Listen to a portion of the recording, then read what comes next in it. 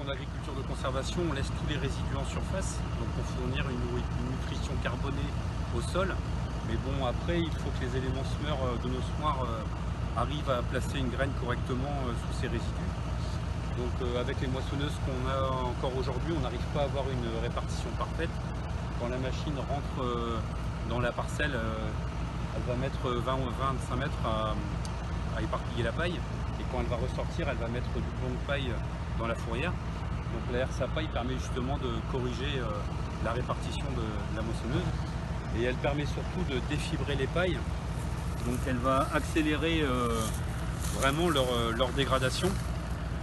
Et donc faciliter les semis pareils d'automne.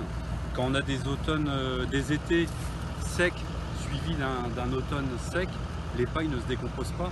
Donc elles peuvent encore poser problème lors du semis d'automne. Le fait de les défibrer l'été permet justement de sécuriser ces implantations d'automne.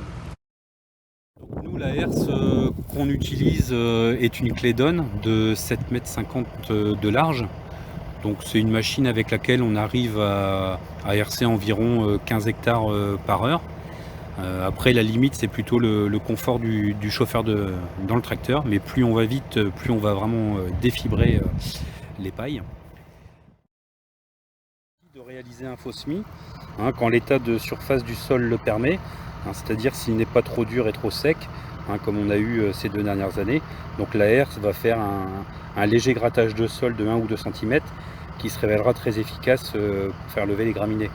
Et ça avec un duo derrière avec un semis au disque à faible perturbation, donc permettra de réaliser un faux semis efficace pour les graminées.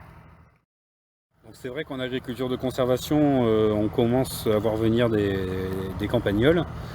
Donc le passage de la herse va les perturber, car elle efface leur coulée. Donc de ce fait, ils ont beaucoup de mal à retrouver leur galerie, leur terrier, et sont exposés davantage à la prédation naturelle.